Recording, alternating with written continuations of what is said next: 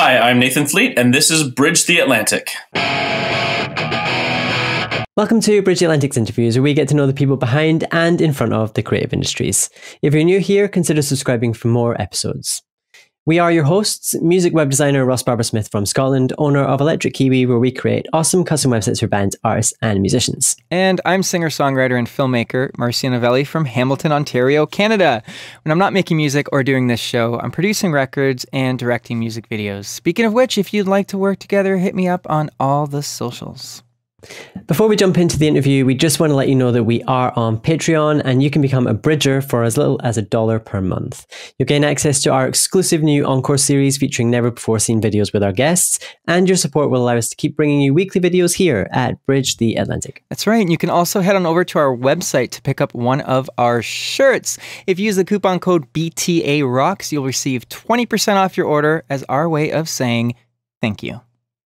Yes, indeed. And joining us this week from Marcia's neck of the woods is musician, filmmaker, and educator Nathan Fleet. Nathan runs the Hamilton Film Festival and the entertainment production company Blue Pick Media. As the director of the Hamilton Film Festival, Nathan is helping to grow, enhance, and connect the filmmaking community in Hamilton and abroad. As a professional musician himself, he has helped almost 1 million musicians with his music lessons on YouTube. We're looking forward to getting to know more about Nathan and the advice he'd offer to his fellow creatives. So, Nathan, welcome to the show. Thank you very much. Glad to be on. We're glad to have you. Let's get started awkwardly right off the bat because it's fun like that. Tell us 3 things about yourself that everyone should know. Oh, God. I don't stop. I don't slow down. And I don't sleep a lot.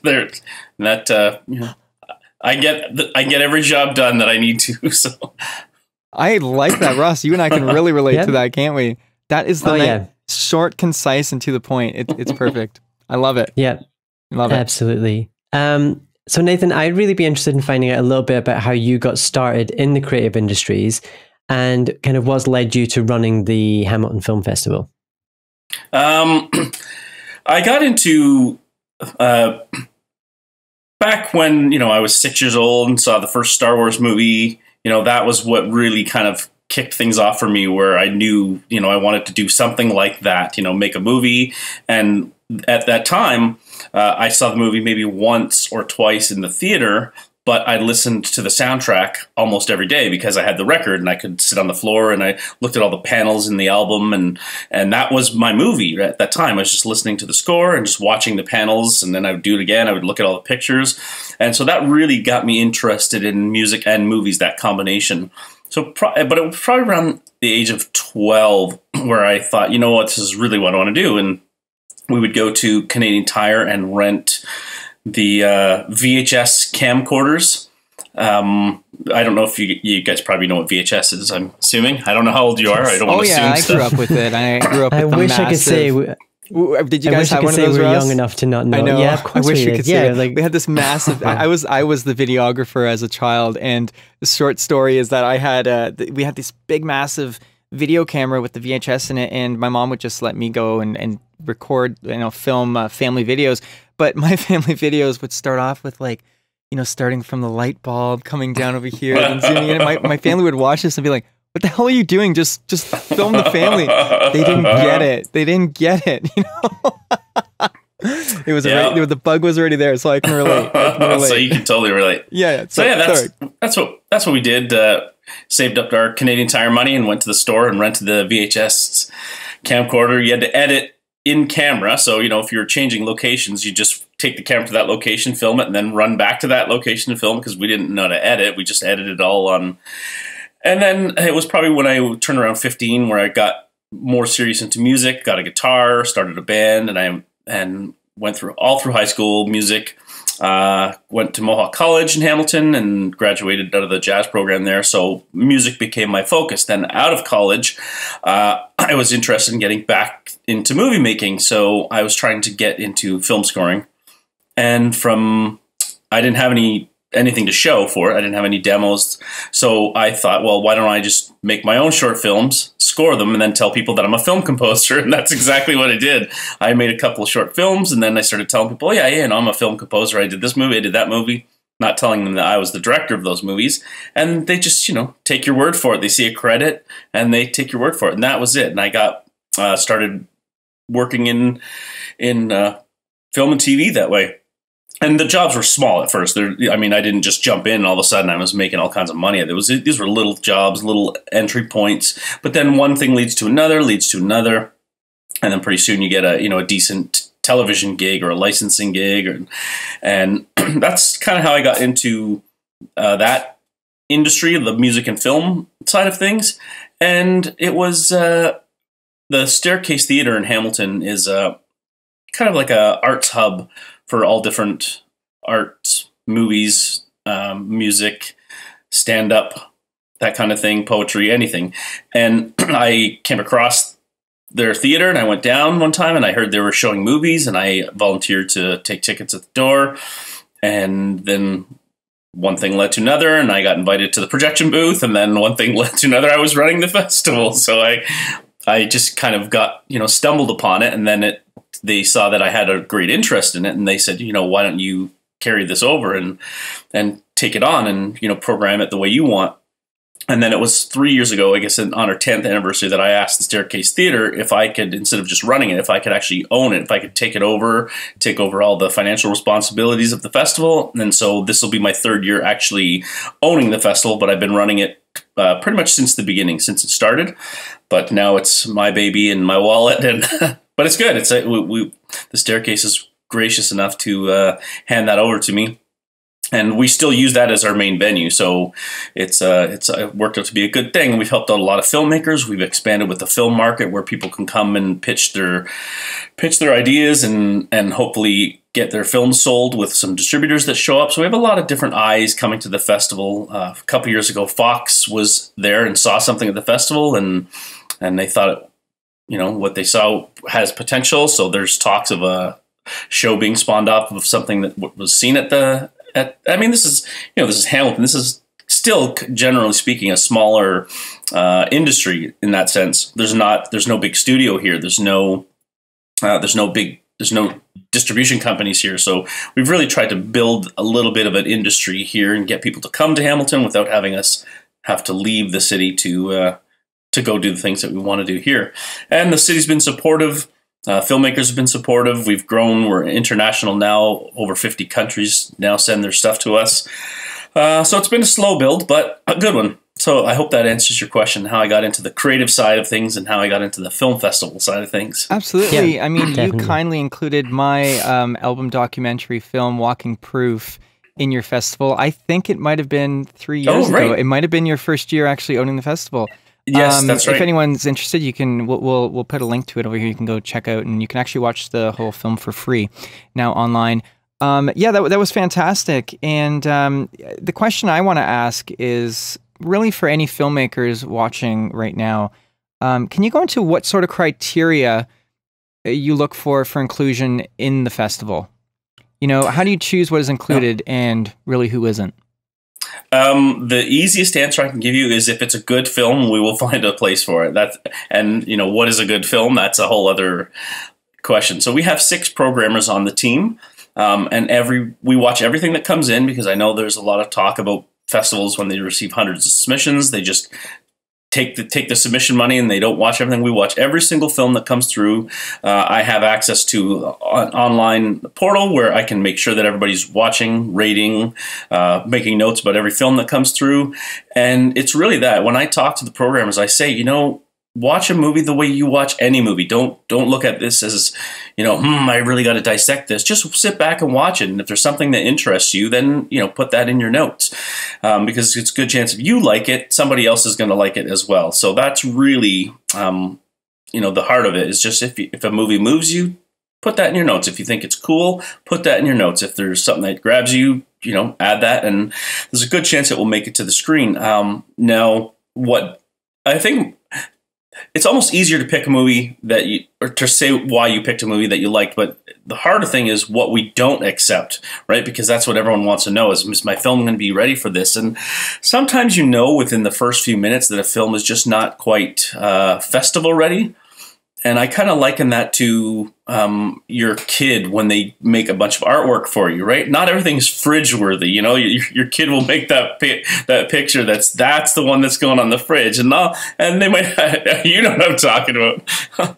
And others, you know, might just be a couple scribbles, and you'll say "good job" kind of thing. And I kind of think that is what some filmmakers should do, is look at their movie and say, you know, is this fridge worthy? Is this really the thing that I want people to see? Or is this something that I should just build upon? Because I've made a movie before that will never see the light of day, and I look at it and I realize that's not fridge worthy. That's not going on the screen. That was cutting my teeth. That was getting my chops ready. That was learning how to, you know, set up the camera. And that was learning how to direct actors. But it's not meant to be put on the screen.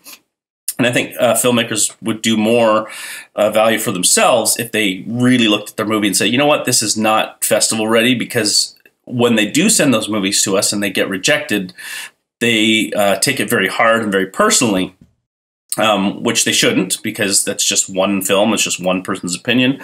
But there are some films that just are not quite ready. How do you know if your film's not quite ready? The best thing to do is to research the film festival, look at past films that they've screened, go look at those trailers, go look online, go look at Marcio's documentary, Walking Proof, and you will see the quality of things we accept, or the type of movies. And if yours does not stand up to that, then there's a good chance it might be put in the pass pile as opposed to being selected. Now, we do make sure that we have a good percentage of local. We always, you know, we want to earn the Hamilton in our title. So we make sure that we have screen time for even emerging filmmakers. So if they have a film that's not quite ready for the 300-seat Zoetic or something, we have the Elaine May Theater, which is more of a 50-seat theater where we might put emerging or new filmmakers in, just so that they can kind of see what their work looks like on a screen in front of some audience. But those are usually reserved for more local filmmakers as part of our kind of mandate to earn the Hamilton on our title. Yeah, that's kind of what I can say on that about what we accept and what we don't. Right. I think I was at the Zoetic, and what a great place. What a beautiful, gorgeous place, by the way.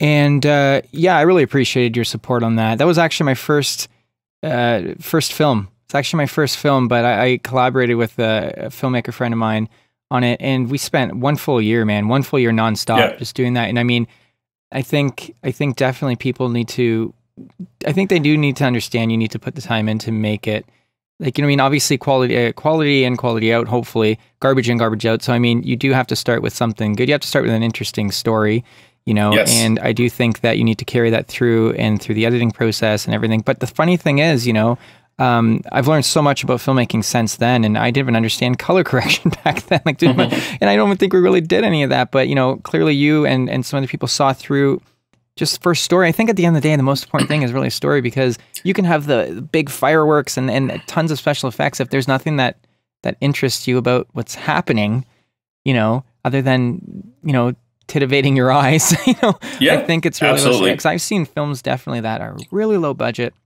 that interests me way more than films that cost 10, 20 times the amount. So, I mean, that's just, but thank you for the support there. I really did appreciate that. Really. Great. Yeah. That.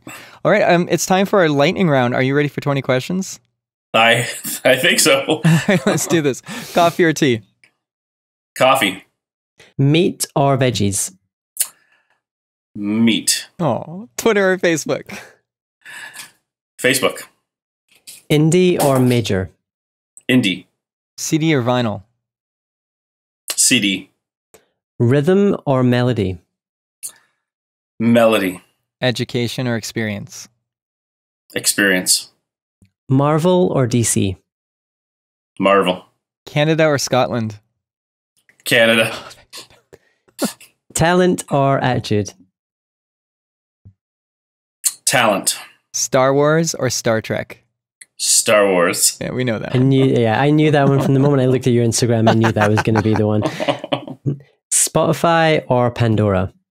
Spotify. Metallica or Motorhead? Metallica by a little bit. Batman or Superman? Superman. Ghosts or aliens? Aliens. Michael Jackson or Michael Bolton? Real question. Michael Jackson. Whale or but kale? Just a little bit. No, Michael Jackson by a yeah. Whale or kale? Kale.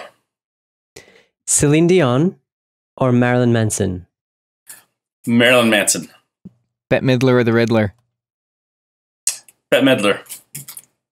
And your final, perhaps most important question. Which, by the way, before you even answer this, I forgot to mention, I shot a music video at the staircase too. I mean, the connections we have, man, in the morning. In the morning. Yeah, I shot it right next door. I think actually in between takes, I went to go say hi to you, and you were teaching a class. You're like, yeah, hi. I get back to my class. I was. That's right. I was teaching. Yeah. Anyways, I'm pandering too much. Bearing that in mind, I mean, you can choose to bear that in mind, or you can choose to discard that information before you answer the question. Ross or Marcio? Let's go with Ross. Oh my God! You gotta be kidding me! Backfired on you, Marcio. You know what? Backfired on you. Every time I love pander. an accent. That's why. Every time I pander. Oh my Although God! I have an accent to you, of course. Oh, you do. It's probably not as pretty as his accent is to us, I feel. Oh, guys, stop! Come on. Oh my God! Nathan, you're making I'm me all heartbroken here. Making me all embarrassed here. Oh my God. So, on that note. Or really, it's not on that note, No, but I'm trying to think of a good segue, and I can't think of a good segue because I'm all embarrassed now. And I'm all sad. Nathan, what advice would you offer to creatives on balancing multiple projects? So, particularly for people who work in different creative realms, such as music and film, like what advice do you have for them to balance those? Oh boy, and I do balance quite a bit of things. I would say you really have to be organized and don't overestimate the amount of time you have to do things. Sometimes you think I can do that, and then when it comes down to it, it's like, wait a minute, I actually don't have the enough time. So I think just managing your time is really an important thing, and that can be as simple as, I use paper calendars with lines, and I can't use digital. That's what I do. Yep, I get a book and it has to be in front of me like that. That's what I do to organize my time. And I have a very hard time saying no to things, so I have to look for those little holes in my schedule to fit them in. But yeah, that's really, it's just being organized. But you also have to have experience with things, right? You can't just take on jobs without having the experience behind it. So, take on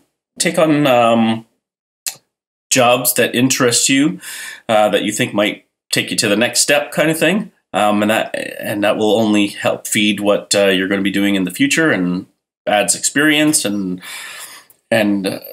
don't be afraid to fail. Oh my God, yeah, that's a huge thing. You got to fail, because that's how you learn. And the next year, like, no, I'm not going to do that again. Yeah,